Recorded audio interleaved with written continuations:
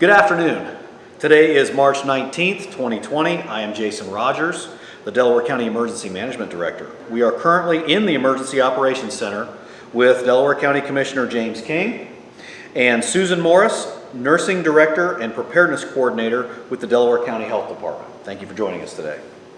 Today's message is specifically for healthcare providers, both in facilities and at home. If you are caring for a family member or a loved one, today's information will be useful.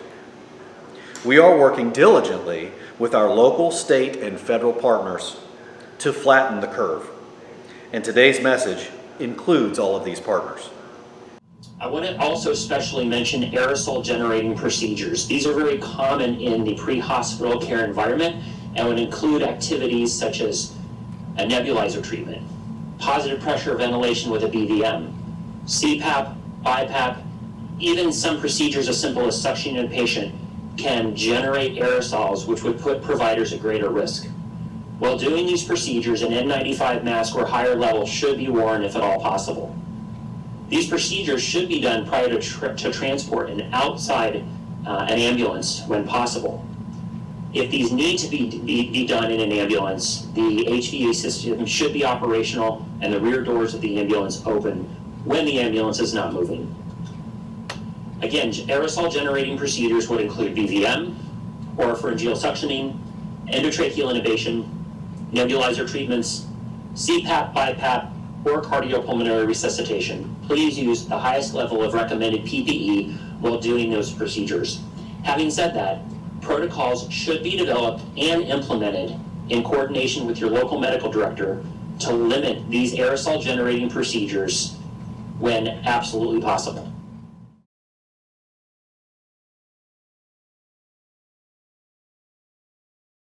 I'm State Health Commissioner Chris Box. It seems you hear about COVID-19 everywhere you turn, and I know that many of you are concerned about this public health threat.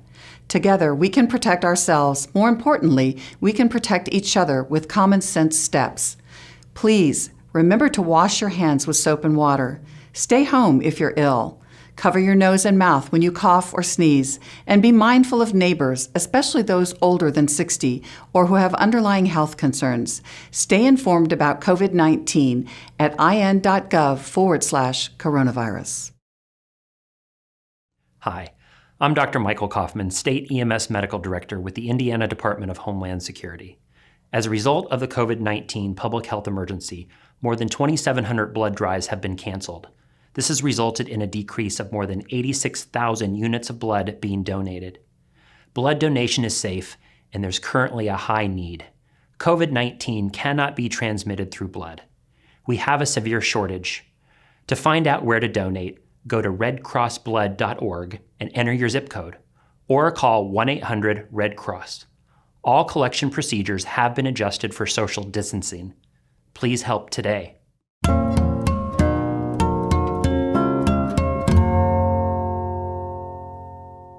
Social distancing is when we all stay in, avoiding opportunities to be exposed or to expose other people to the virus. We should all avoid public places as much as possible to reduce the rapid spread of COVID-19 and keep ourselves and other people healthy.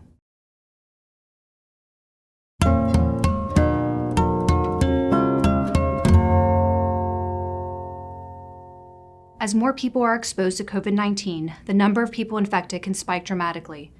If everyone is sick at the same time, it could overwhelm hospitals. By avoiding public gatherings, we decrease the opportunity for the virus to spread from one person to many others.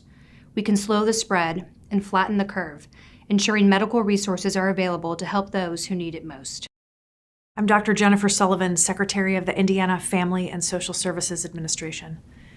Indiana's strategies for containing the coronavirus are causing changes to our daily lives that most of us could never imagine. As Hoosiers, we are responding to these changes remarkably.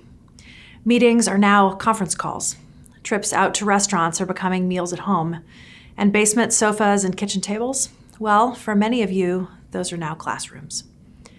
Of course, all this is happening to protect the health of Hoosiers. In-person human interactions must be held to an absolute minimum. And in this extraordinary time, that must include contact between doctors, other healthcare professionals, and patients. That's why here at FSSA, we are making a change for our Medicaid patients to allow interactions between patients, doctors, and other healthcare providers to occur either over the phone or through the use of telemedicine whenever possible. This new policy will remain in place, and telemedicine, telephone interactions will be encouraged for as long as Indiana remains under a declaration of a public health emergency by Governor Eric Holcomb.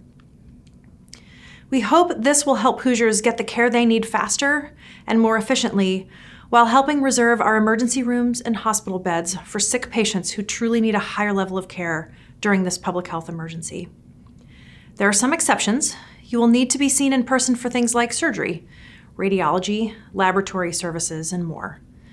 We encourage Medicaid members to call their healthcare providers and ask if your visit can take place by phone or through telehealth, especially if you have an appointment scheduled. Thank you for your time and for everything that you are doing to keep yourselves and your families safe. The more we do now, the sooner we can hopefully return to normal. Thank you. I'm State Health Commissioner Chris Box. It seems you hear about COVID-19 everywhere you turn, and I know that many of you are concerned about this public health threat. Together, we can protect ourselves. More importantly, we can protect each other with common sense steps. Please, remember to wash your hands with soap and water. Stay home if you're ill.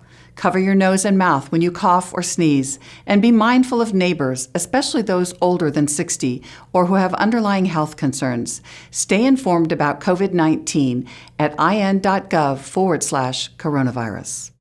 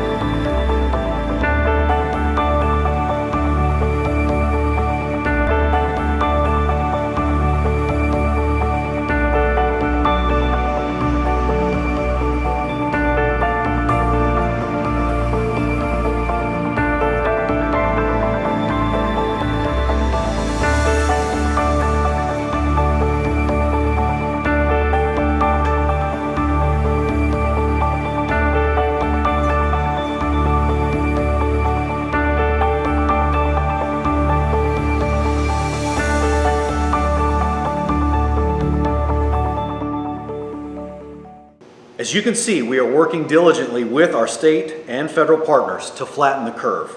Thank you for taking the time to share our collective message today. We anticipate the next briefing will be tomorrow afternoon.